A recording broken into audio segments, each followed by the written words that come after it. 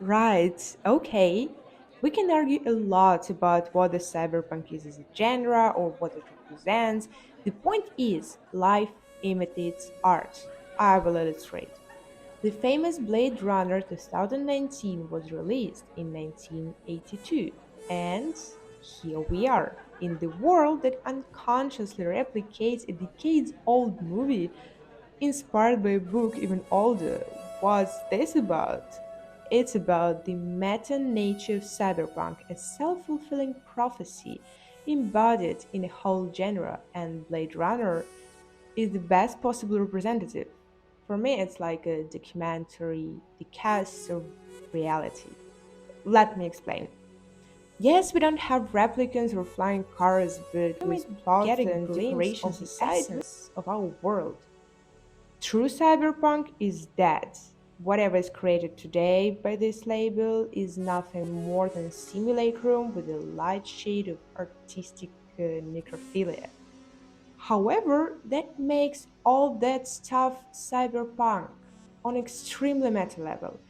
But that's a topic for very long and very different conversation. Back to Blade Runner and how it reflects, or better say, predicts modernity.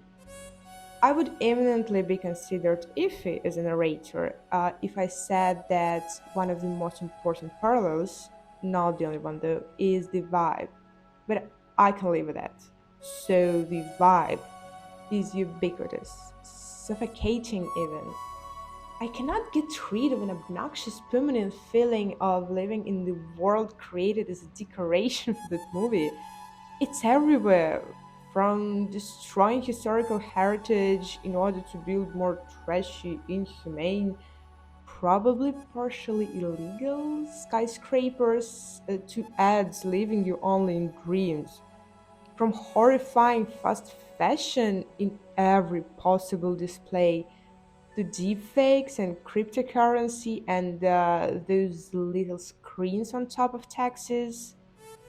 It's in your flat when you scroll social media with 4G internet while boiling a kettle in order to take a shower because hot water was turned off.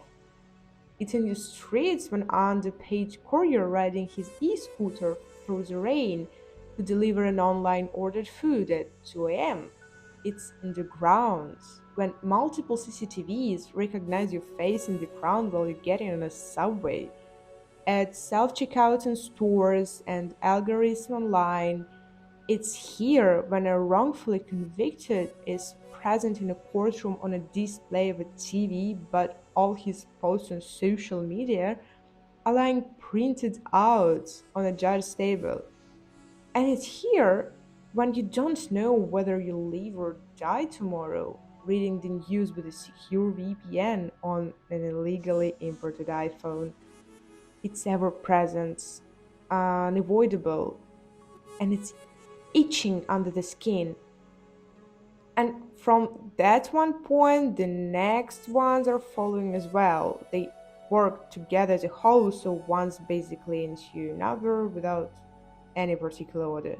So they are a common, I guess, saying, high tech, low life, which is kind of a motto for cyberpunk as a harsh reality, not as an aesthetic. The fear of where technology might lead humanity became a reality of abuse of technology, like digital prison created by humans exploited against other humans in the interests of probably humans, if they still can be considered ones. So, after all, it's not about uh, only about technologies, right? It's about human nature portrayed bluntly and briskly in Blade Runner. What is a human? A physical body naturally born, an ability to think beyond patterns, or probably something else more subtle, more essential. A human placed in a world of cutting edge technologies surrounded by wonders of progress, still miserable, still confused about his own nature. And All he can do is question himself in the neon lighted streets of a lost, rainy city. One said another, all those points wouldn't be a portrait of modernity, just single brush strokes on finished canvas. But they're uniquely combined in such a marvelous manner in one absolutely stunning movie.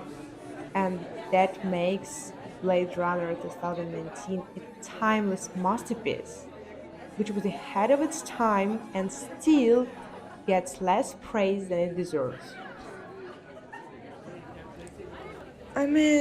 You get it, right?